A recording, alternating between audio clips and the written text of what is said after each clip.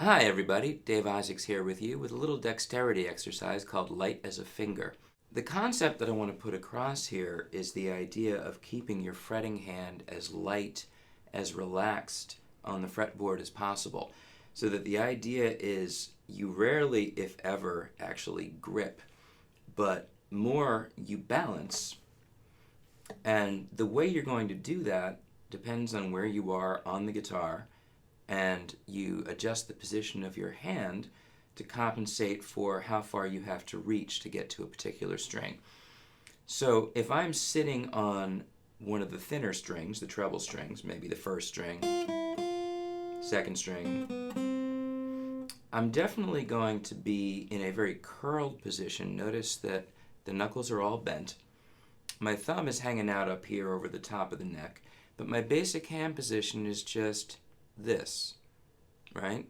Basically a straight wrist, fingers curled, thumb is up. Now my hand is completely relaxed. I'm not gripping, I'm just letting my fingers float. So I come here to the strings and basically I'm doing the same thing.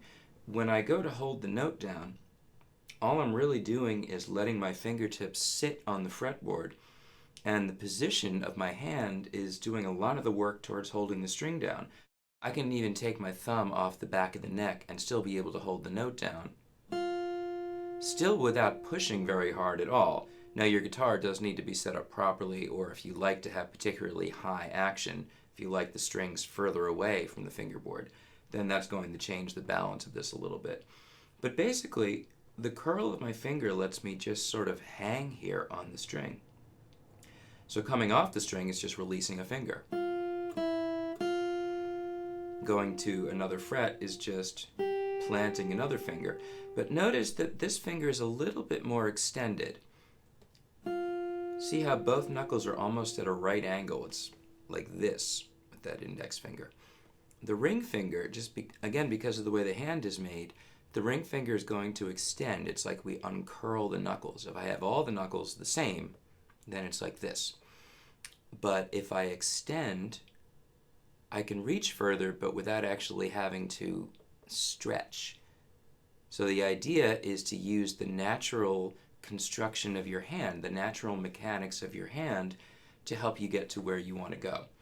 So here on the treble strings, it's knuckles bent. When I'm reaching with another finger, I extend the knuckle a little. And so I'm going to work my way down a scale here. You see extended knuckle, bent knuckle, bent knuckle. Now watch what happens as I get about halfway across. I'm letting my wrist drop a little bit.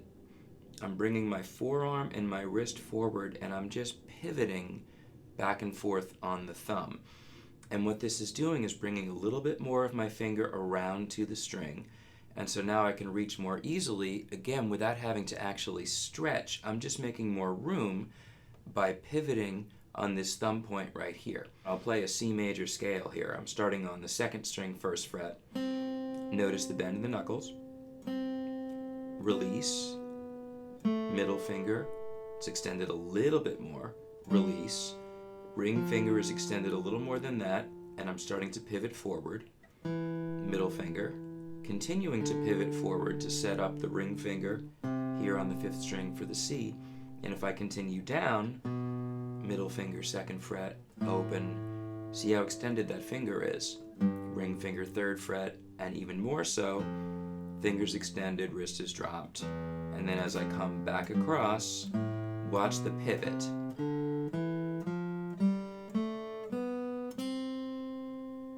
Pretty straightforward concept, really, and you notice that you never saw my fingers working real hard. So here's light as a finger in slow motion with the metronome. 1, 2, 3, 4.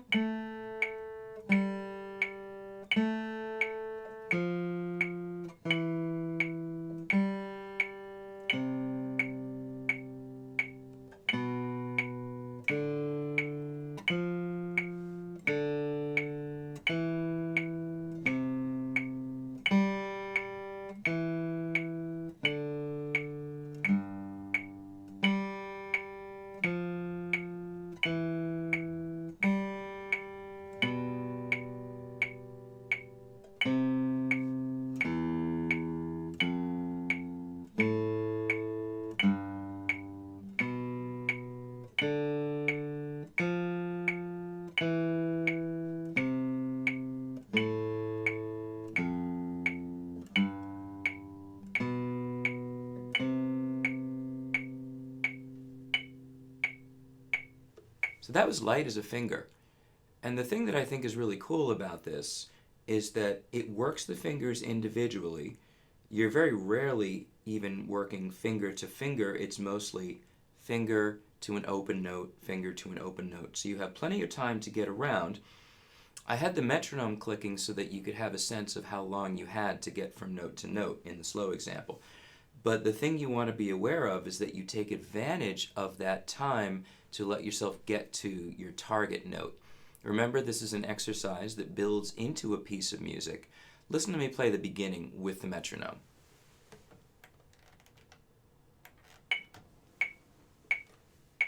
One, two, three, four.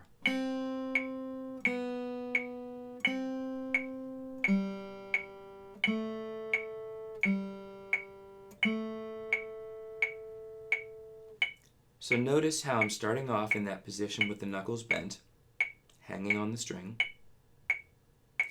and I'm thinking ahead. So I'm moving towards the C before I need to be there, moving towards the A before I need to be there,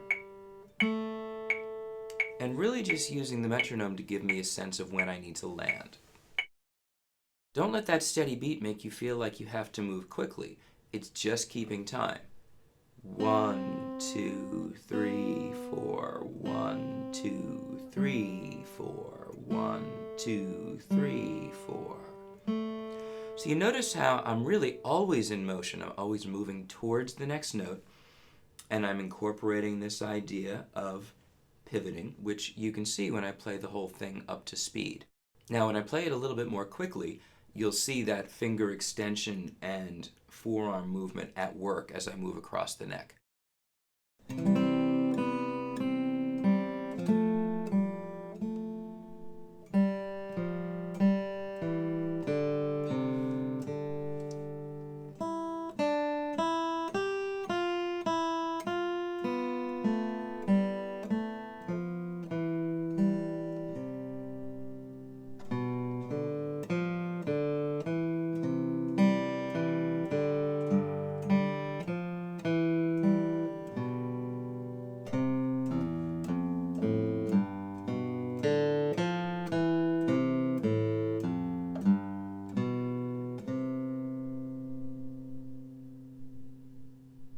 Remember, this is something that's not meant to be real hard, and it may take you some time to get the motions under your fingers. If you're completely new to the instrument, it might take a little while before you get comfortable, but the whole idea was to just have you thinking about one finger at a time. There is also the coordination aspect of working in both hands, of course, picking the right strings, and it does move sometimes from a bass string to a treble string, so there's accuracy to think about there. But this is an exercise that you should be able to practice little pieces of, purely for the coordination aspect, and then practice line by line to practice flow, moving from one place to another, and that idea of being almost constantly in motion, preparing for the next note. So have fun with it, and remember, every exercise ultimately can be a piece of music when you take the time to look for the musicality in it. I'm Dave Isaacs, and I'll see you next time.